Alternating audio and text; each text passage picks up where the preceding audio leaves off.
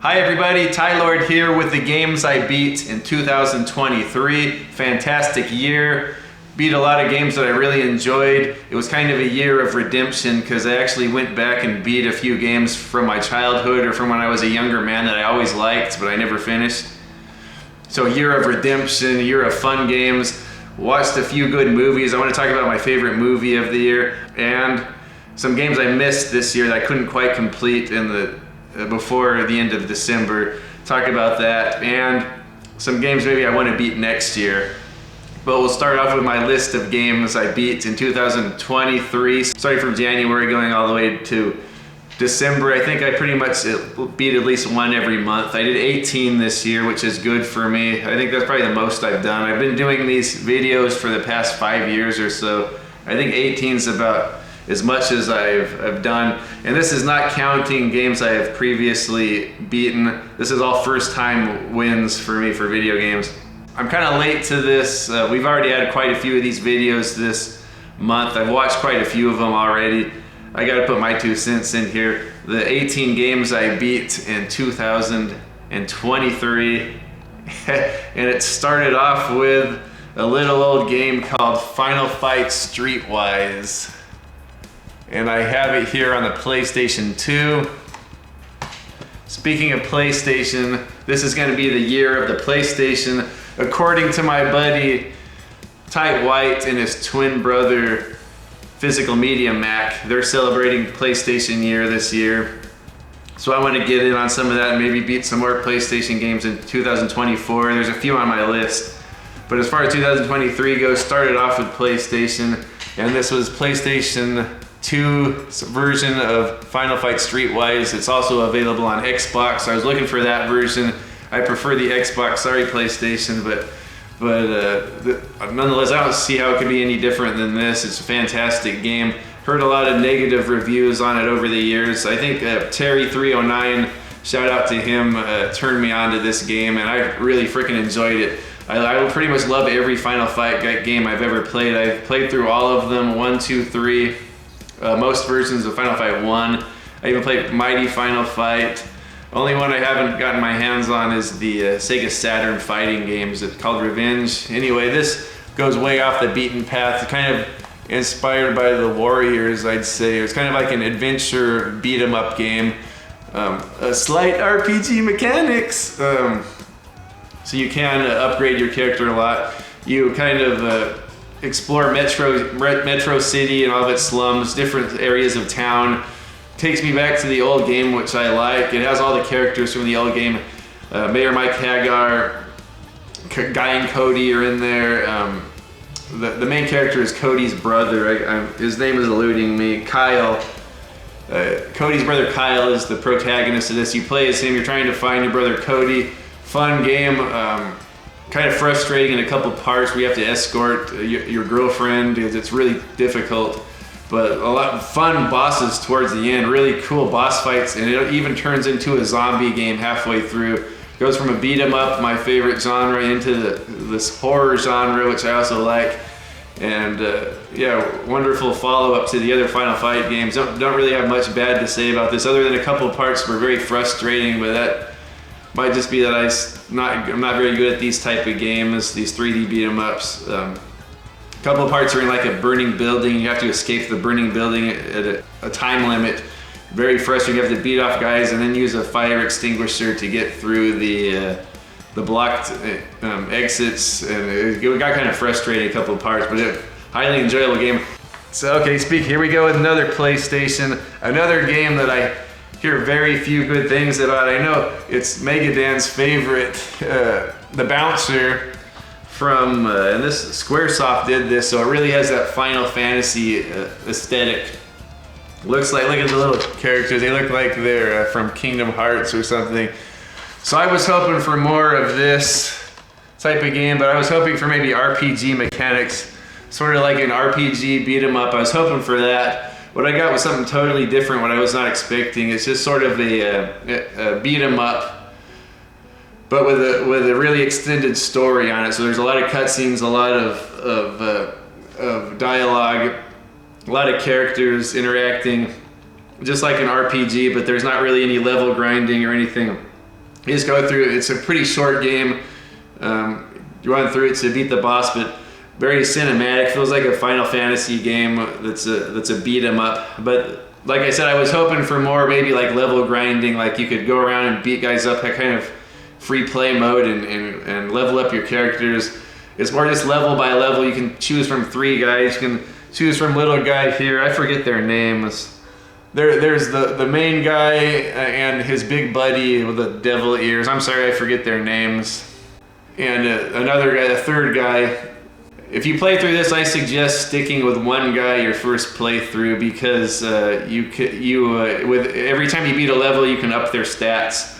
So if you put all of if you just play as one guy, just play as one character the first way through, because you'll have him really powerful by the end boss. If you put select different guys your first playthrough, you'll be too weak at the final boss. He's really tough.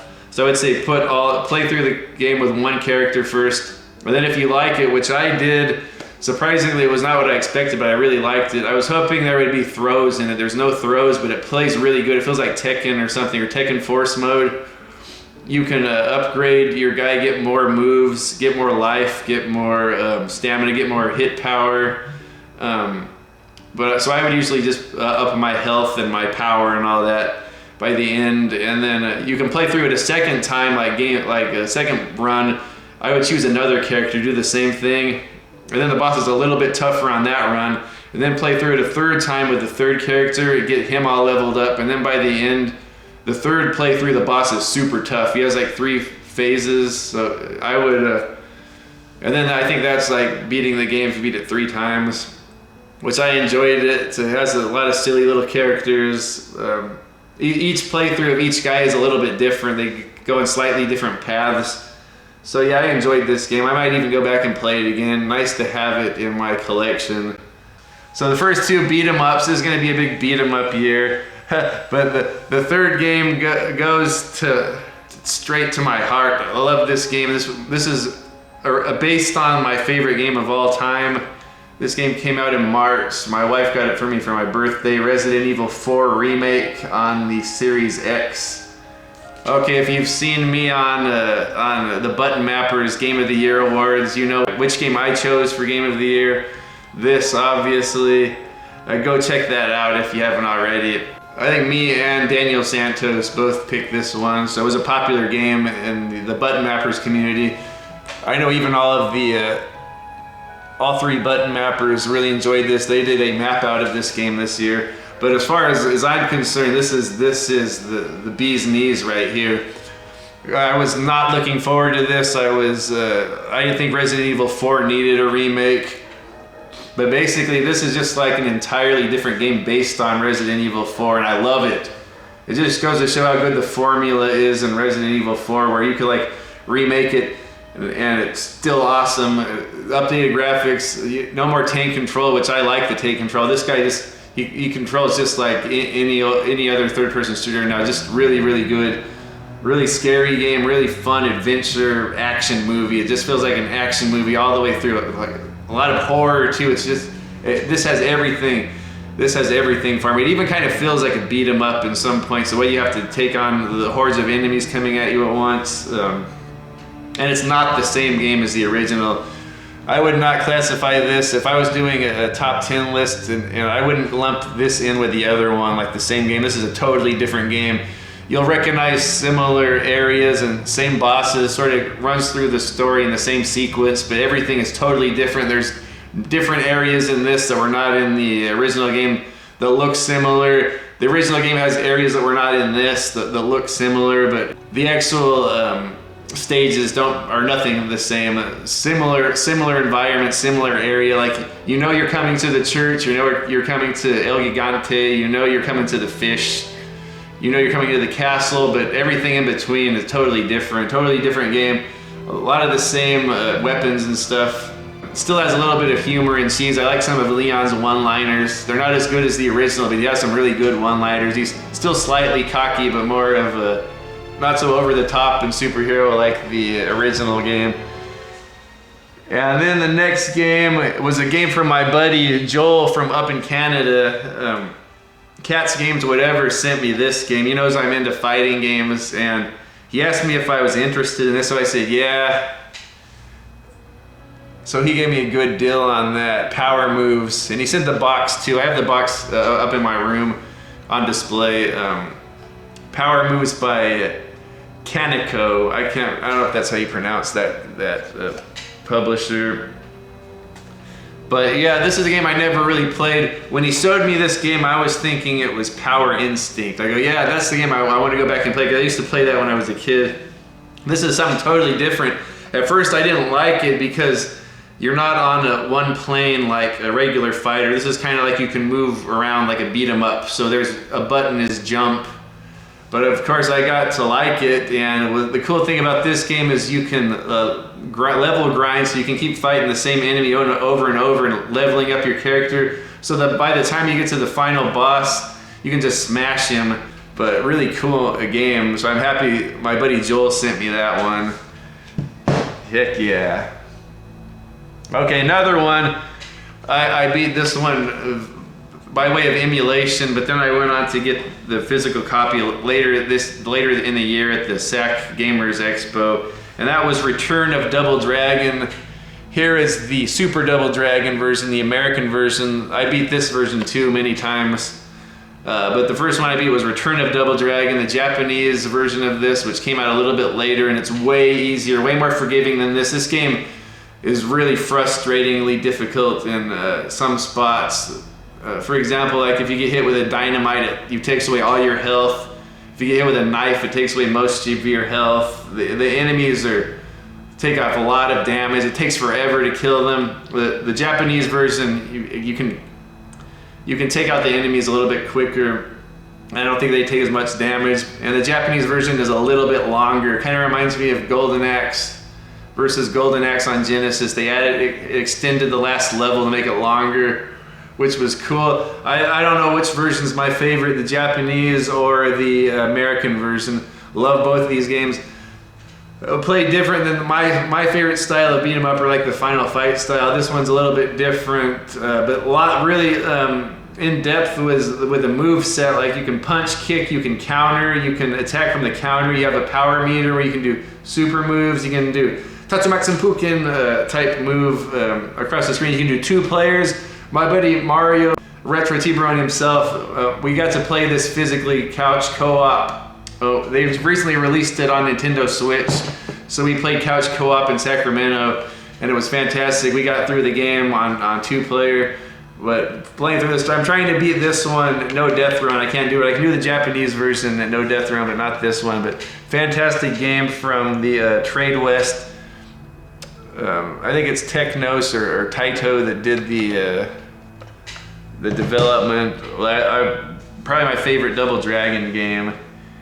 And then after that, the next game I beat, I got it right when it came out. I think I pre-ordered. I've been wanting this game for a long time. Street Fighter 6, and boy, it was everything I wanted and more. It's like the game I've always wanted. I was talking about earlier how I wish these would kind of be more RPG-like.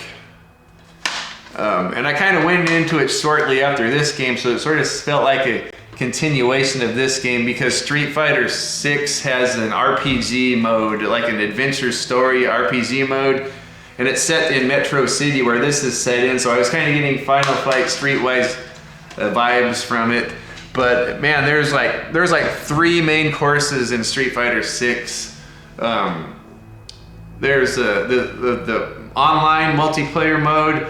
There's a story mode that's like a big RPG, an open world, and then there's the arcade mode, which I always love to play through arcade mode with every character. And the amount of content in Street Fighter 6 almost seems limitless. That story mode, I just love it so much. It's what I've always wanted. It's a RPG with a silly little story, and in most RPGs you go around and level grind. You have random encounters. You do turn-based fighting, which I like. Very relaxing. This thing is really, really up my alley. You can run into people and it turns into a fighting game. It turns into Street Fighter. So your random encounters and not only random encounters, but anyone you see on the street, you can walk up and challenge them, and then it goes to a fight, and you can gain experience from that. Fun game. Of course, I love the level grind, and this is the funnest way to level grind by playing Street Fighter. You explore Metro City, you go off to this other country, I forget the name of it. A big sort of like third worldy looking country, really cool environment, cool setting. You go partake in like underground fights and stuff, you progress the story.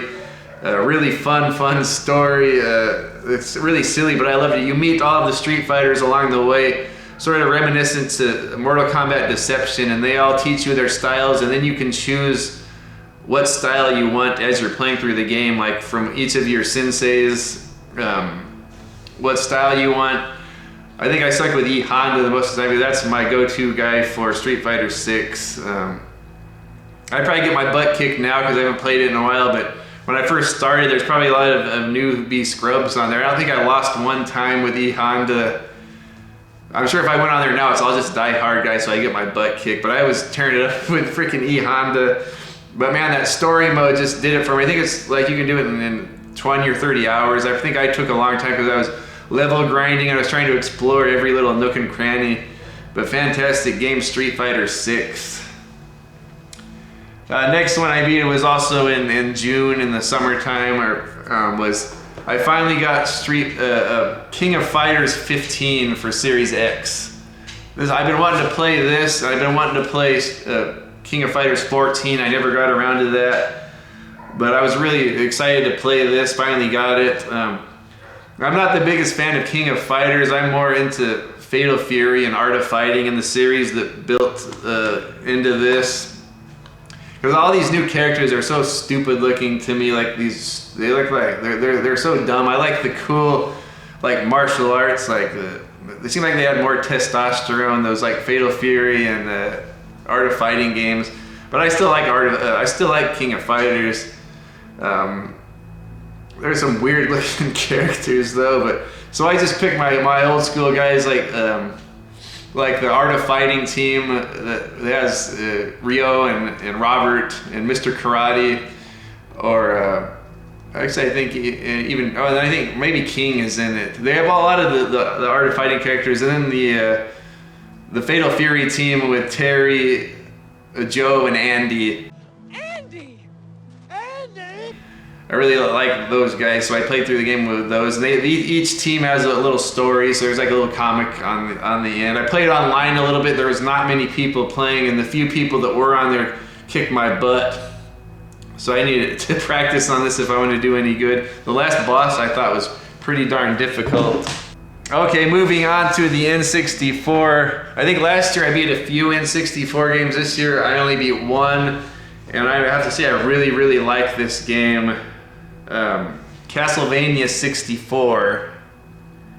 It was a struggle but very satisfying, and I really got the Castlevania vibe like maybe a couple hours into playing it.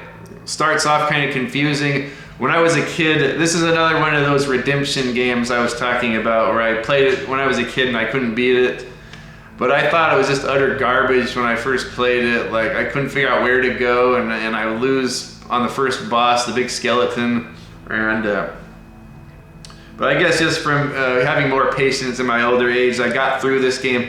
It's kind of got some help, some tips from Omega Ace Gaming. Shout out to him. I know he's a big fan of this. I've been finding out a lot more people in the community actually really like this game, which I'm happy about. I don't know if I like it as much as Shadow Man, but pretty darn close. I want to play Legacy of Darkness next. But yeah, Castlevania 64, fun game. It's not so much like Curse of Darkness or Symphony of the Night, where it's like an RPG where you can get experience points and all that, but kind of more of a linear game. But not as much activity going on. You kind of have to look around. It's kind of empty in a lot of places, and there's a lot of frustrating platforming. But it's very satisfying to beat these sections of the games. At one point, you go into a mansion, and it kind of feels like Resident Evil because you do some backtracking and do some puzzles and stuff. So at one point, it kind of feels like Resident Evil. Most of it's just action platforming. like I say, a couple parts towards the end, the platforming, the grabbing the ledges and stuff, it was really getting me frustrated. It was really satisfying to get to it. When you get to Dracula, he's pretty much the same formula he always is. Like he's pretty much like a 3D version of the NES and the SNES versions of Dracula. And of course, you go up the stairs at the end. I don't want to give it all away to his Dracula's coffin. Yeah, so I really like this. Of course, there's the biker skeletons, the skeletons on motorbikes chasing you around. One part you have to walk around with nitroglycerin and not jump or get hit, otherwise you'll blow up. It's really frustrating, but it felt really satisfying to beat that part. I think the boss fights are fun. Yeah, I really recommend this game. You can play through it with two characters too, the boy and the girl. I think the man's name is Reinhardt. I beat it with the man, and there's a little girl, and I started playing through again with her, and she's actually even better because she can shoot projectiles. But I didn't get to play through it the second time, but yeah, Castlevania 64 all the way. Okay, the next one I beat was a Sega Genesis game, and I don't have the physical copy, but I beat it on my Nintendo Switch by way of the Sega Genesis Classics collection, and that is Golden Axe 2. And that's another game before I could never beat it because you can't cheese the headbutt on certain enemies with the dwarf. So I remember I always got frustrated with this game because I couldn't cheese the headbutt. But I can't tell you if it's easier or harder than the first game. It's in most ways it's an improvement. The thing that got me into that got me interested in playing it was Turbo Throwdown. Alex and Teddy Majora T were pitting this against Streets of Rage 2. Of course, it doesn't stand a chance against Streets of Rage 2, but they were bringing it up, and it made me want to go back and play that, and I did, and I finally beat it. And I was getting to where I was pretty good at it. I could beat it on hard, and I could beat it without continuing. I tried the other day, and I couldn't do it, because it's pretty frustrating, just like the first game. But you can't spam the headbutts. You have to find skill to beat a couple of the bosses. but I think visual improvement to the first one. I still prefer the first one, but Golden Axe 2, I think it improves in many ways. Like a lot of the backgrounds look better, and the characters might be more detailed. So yeah, Golden Axe 2 gets the thumbs up from the Tie Lord. And then the next one in August, I beat both of these in August. The next one on the Genesis collection I beat was Golden Axe 3, and I'd never even known that existed until recently. And I guess it was European only, or it was on the Sega internet channel or something. It never got a physical over here. And I always just assumed it was rubbish. Speaking of Europe, that's what they call trash, or in the UK. I thought it was going to be garbage, but and I thought like Death Adder, Revenge of Death Adder was like the real way to go, and not Golden Axe 2 and 3 on Genesis. But I ended up liking Golden Axe 2, and Golden Axe 3 I might like even more. It seems like a lot more different style of game. It kind of feels more like Streets of Rage. You can do a lot of combos, and it's easier to grab. The music's really cool. Like I really enjoy Golden Axe. Golden Axe 3. Take it back. I beat it on my Series X by way of the 360 vintage collection, but I did go back and beat it on this. Yeah, there's multiple paths you can take on that game, so you could play through that game 3 times, and it feels like a totally different game with all the different paths you can take. If you beat it without losing enough, without using a lot of continues and saving enough people, you can fight the true end boss, which is Death Adder. And so there's like multiple endings on it, but Golden Axe 3 is fantastic. We all tried to play it up in Sacramento, and we ended up getting our butts kicked. It's really hard to play it with 2 players. I think the friendly fire is on and all that. Okay, speaking of beat 'em ups, the next game I beat in August also was Shredder's Revenge, and I beat that online on the Series X. It's on Game Pass. Game Pass is a wonderful thing. I beat it with my buddy Mario, Retro Tiburon, and Francisco. They kind of carried me through it. Fun game though. I think that's probably the ultimate Ninja Turtles game. It's really based on the cartoon. It has the looks, the style, the visuals, the kind of like the sound of the cartoon. It has all the characters from the cartoon. Has the overworld map. Kind of reminds me of TMNT 1 where you have the van going around the map. And every level is a beat 'em up level. Kind of more Streets of Rage style where you can just grab them and throw them. Really fun. You can be all 4 turtles and April O'Neil and Splinter. I think you can, by beating it, you can beat Casey Jones. So thanks to Francisco and Mario, I was able to unlock Casey Jones. And then I played through it again with my wife, and we beat it again. Casey Jones is super OP. I love Casey Jones in that he has the super. His special move is like the uppercut with the hockey stick, and then from there he can come down with an elbow smash. So, like you can just mash through the game with that. Yeah, it has all the bosses from the cartoon. It's so cool. So that was next. That was number 11. 11th game I beat. Okay, staying on beat 'em ups once again on the Sega Genesis collection. I got for the first time ever. Like I've always wanted to beat this game and I never could. It's super difficult for me. It was Streets of Rage 1 on Genesis. Like I always have trouble with this, especially with the two girls, the two twin girls that are super tough to beat. And sometimes the fat guy that shoots flames out really causes problems for me. Even the last boss sometimes will mess me up. But yeah, finally got through that game. I don't think I like it as much as Streets of Rage 2, but really fun game. I love Streets of Rage 1 is a banger. I'm so glad I finally was able to beat it. Kind of want to maybe try to beat it again or do a co-op with someone. Another game by way of Switch, but this is on the the Super Nintendo collection that's part of the online service. I finally was able to beat another first game of a series of beat 'em ups, and that was Rival Turf. Was finally able to beat it on my Nintendo Switch. Before I was able to beat Brawl Brothers and Peacekeepers, but the first one's super tough. Like I could not beat Rival Turf. Finally figured out some patterns, and I find some ways to cheese the last couple of bosses, and it takes forever, but I can do it, so I can get through that game now. I played through it many times. I really like Rival Turf, the Russian Beat series. I kind of want to get the collection, the Jalico Beat 'em Up collection cartridge now for my Super Nintendo that also has Tough Enough on there, the fighting game. So I really want to play that. Also, I hear this year there's going to be a Russian Beat 4, so I can't wait for that. But so happy I was able to beat Rival Turf. 2 players, kind of feels like kind of a watered down Streets of Rage. But man, really good though, really solid Final Fight ripoff. And that was the 12th game I beat, no, the 13th game I beat this year. Okay, here we go. Going into October, here's another redemption game, a game I've always liked, but I never beat it.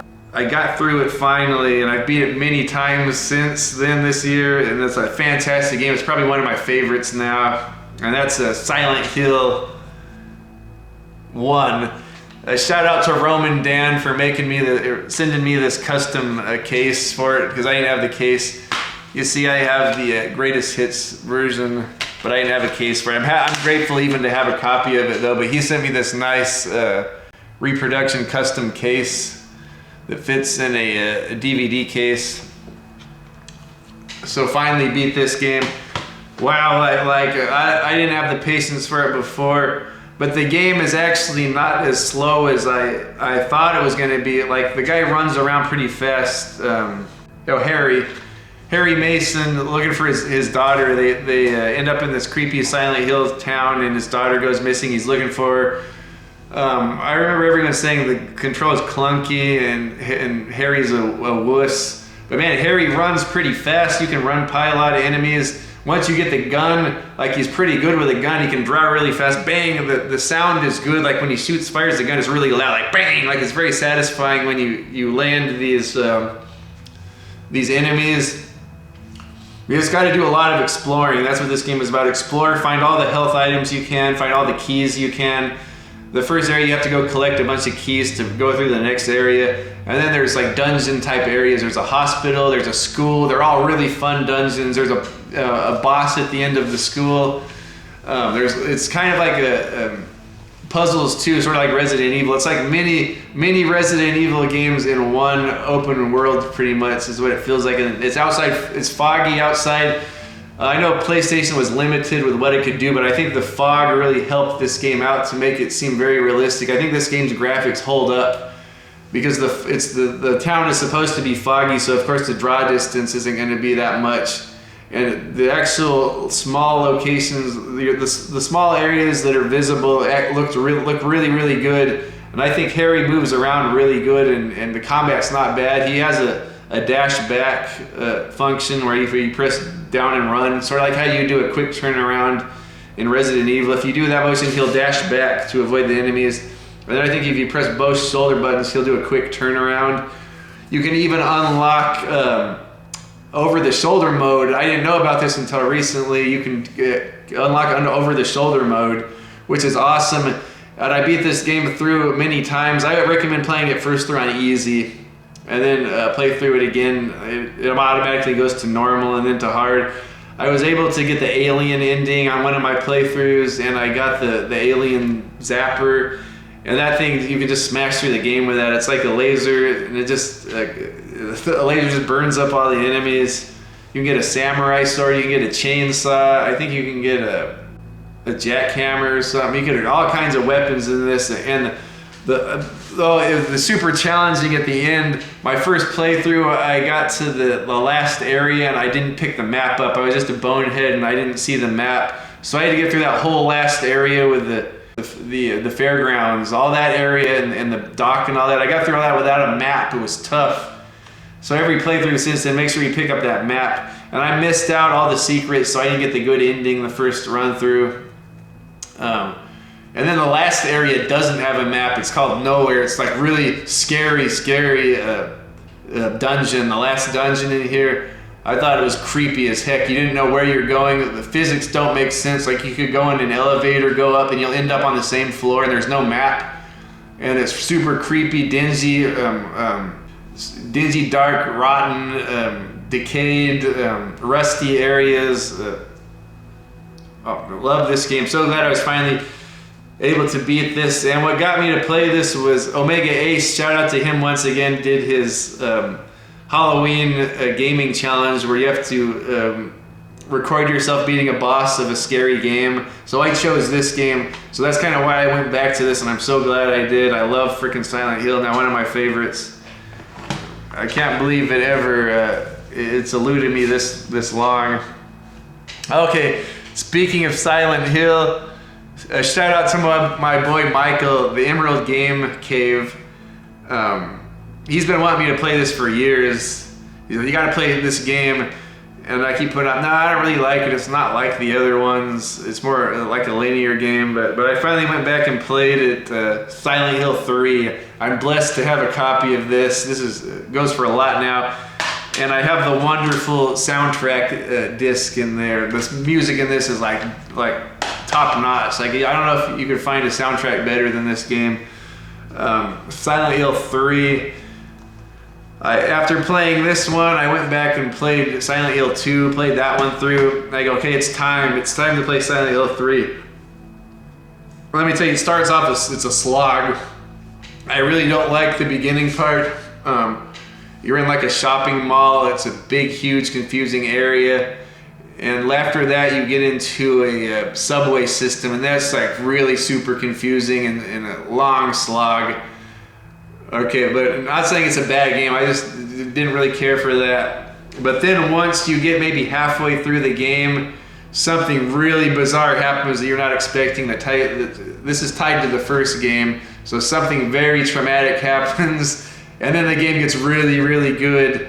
And then you actually go to Silent Hill. The first half of the game is not even in Silent Hill. The second half, it's so worth playing this game just to get to the second half of the game. There's so many throwbacks to Silent Hill 1, and even a lot of references to Silent Hill 2. Like, you even visit some of the same map from Silent Hill 2 in this.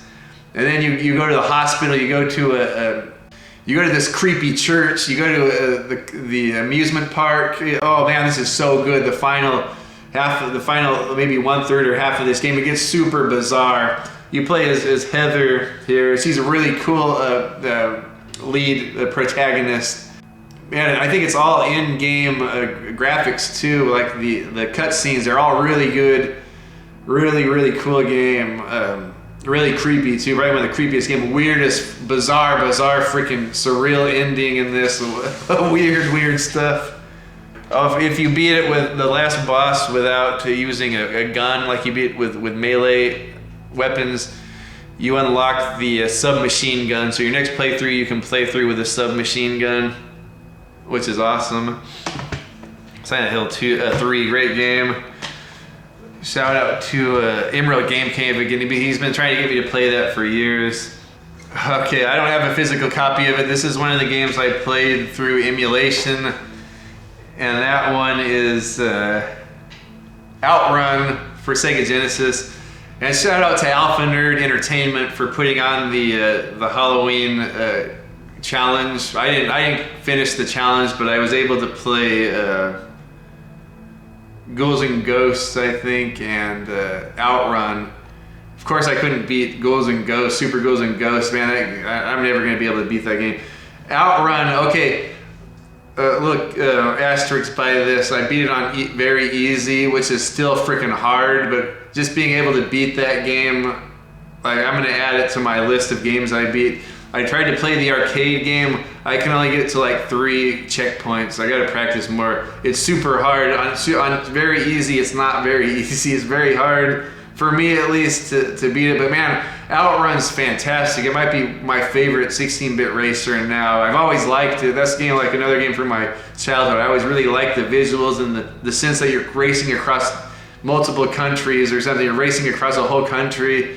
Going through different scenery and racing against the time. It's so good. The music's fantastic. It really gets you pumped up in certain parts, but Outrun is a fantastic game. Really recommend the Sega Genesis version or any version whatsoever, but I think that the gameplay is pretty darn close to the arcade. Really fun. Outrun. Okay, here's another one from my childhood I never beat. And thanks to Alpha Nerd again, this is for the Christmas challenge. I beat this game. This is a game I've always liked. I love the movie it's based on, but I was never able to beat it until I joined the Alpha Nerd's contest. Shout out to Mazin and all the other guys who played that, because I kind of got ideas on how to get through this game.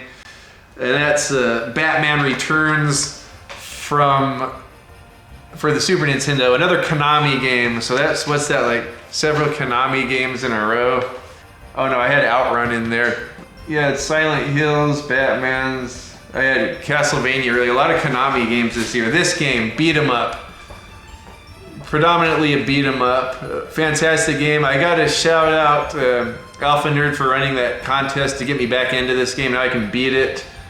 I never put games like in my top favorite games that I haven't beat, but now this is in my list of games I've beaten, so I gotta put it up there top, like some of my favorite games of all time, because I love this style of beat 'em up. It's Final Fight style beat 'em up. There's a couple of platforming type areas, like 2D platformings, which I'm not really a big fan of that, but it works well for Batman, because Batman, it kind of feels more like a Batman game that way. There's also a racing game, like a racing shooter level that's really good.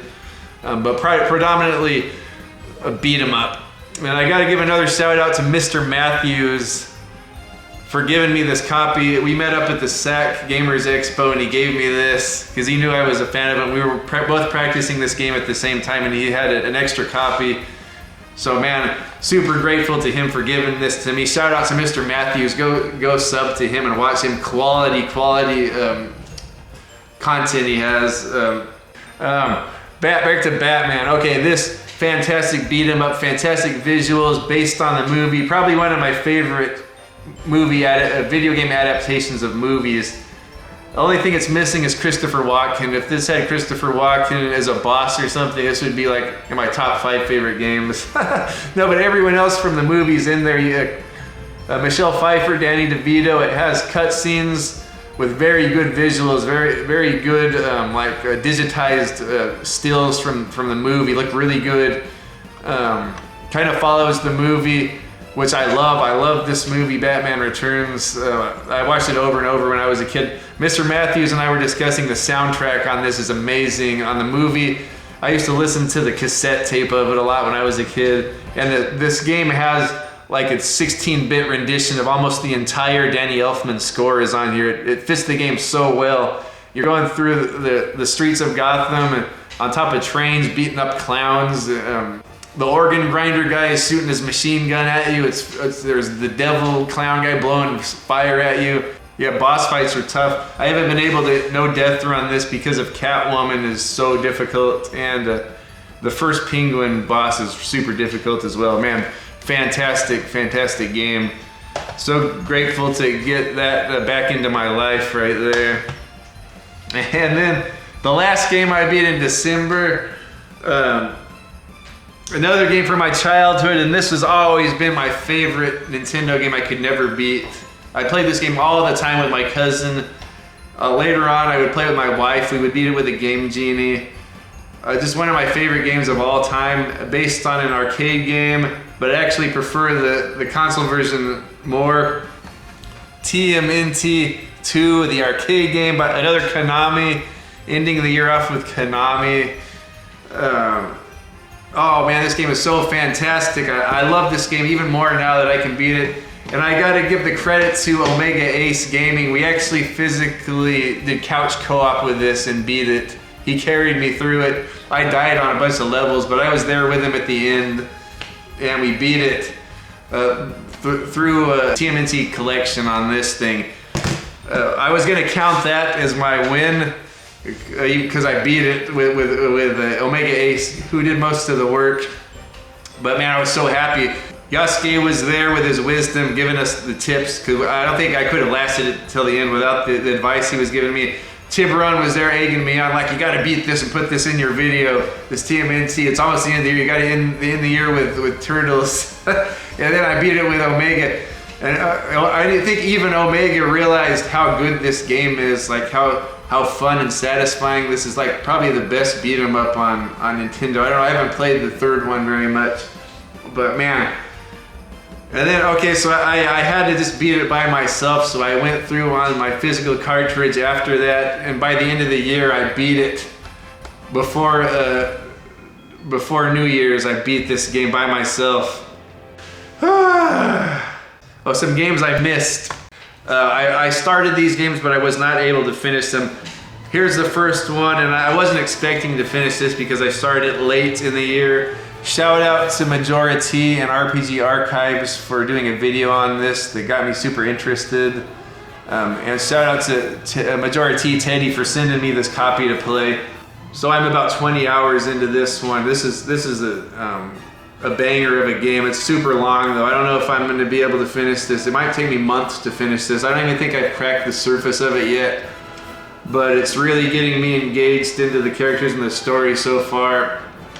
And it's a pretty fun game, pretty simple from what I've heard. Like I said, I don't think I've even scratched the surface of it. I played about 20 hours. I'm like level 17 or something. A good time traveling type adventure game. Really good. Kind of feels like a TV series because there are so many tiny episodes within this story so far. I don't even think I've cracked the surface of that. Here's another one I started but I didn't complete thanks to my buddy Biophoenix. This is one of his favorite. He sent me Tecmo's Deception here. And I played the first area of this and it was kind of confusing, I'm not gonna lie, but I want to go back and finish it in 2024 because I know he has nothing but praise to say for this, and he sent me this nice copy. Basically, you're in this castle and you're setting up traps, like intruders are coming into the castle and you're setting up traps for them. It's a pretty scary, dark premise in this game. Pretty cool so far, but I had trouble with the machine I was playing it on, so I've lost all my data, so I'm gonna have to start fresh with that one. Another one, thanks to my wonderful PS3, my backward compatible one. I usually use it to play PlayStation 2 games, but I was playing a PS3 game and it crashed, and that's Star Ocean The Last Hope International. This was a recommendation from Terry309, and I really liked it so far. I spent maybe 5 or so hours on it, just like level grinding and playing a little bit into the story. Action RPG right here. Kind of feels kind of like Phantasy Star, like some of those Phantasy Star games, but just like single player with a story. Cool environments, cool enemies, not random encounters. You run into the enemy on the board, then it switches to like a beat 'em up style fight, which is really cool. It's like fun to level grind in this. Even if you get lost, like I was talking about, I think I was talking to it with Terry or Biophoenix. Even if you get lost, it's kind of worth it in these type of games because you can just like keep fighting enemies and level grinding, and you're actually improving your character along the way. But my PlayStation 3 stopped working and my data's on here, so I'm gonna have to start that one over. By far, of all the movies I've seen this year, my wife and I got to watch this at the show, Godzilla -1. They gave us a little poster there at the theater we went to.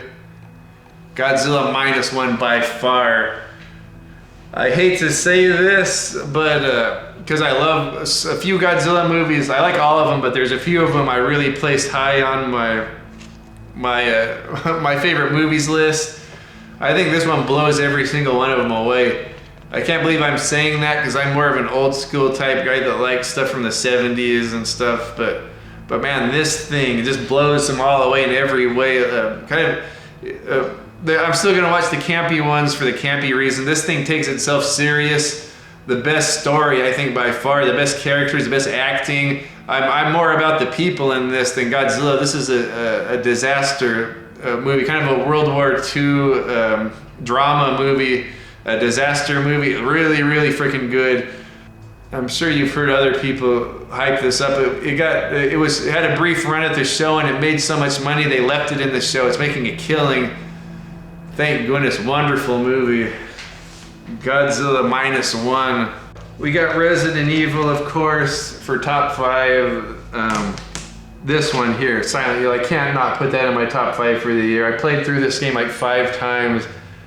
It's in my top 3 or top 5 PlayStation games now. Freaking love that game. Batman here. Batman, of course, like one of my favorite movies. Favorite style of game, beat 'em up. Batman Returns. Street Fighter 6, a game I've always wanted, a fighting game, a role-playing game. I freaking love it. Street Fighter 6 gotta be in there. I spent so many hours playing that. And then of course, TMNT 2, the arcade game. Like one of the most satisfying, fun beat 'em ups on NES right there. Okay, cheers to all the games beat in 2023, everyone out there. Happy 2024, Happy New Year. We're gonna try to beat some games this year, like I said. Dragon Quest VII's on there for me. And I gotta finish Soul Star Ocean. It's gonna be tough to tackle this and another RPG in 2024. And then Tecmo's Deception. I wanna do Alan Wake. I wanna play that for the first time. And maybe some other PlayStation games. What else? That's about it.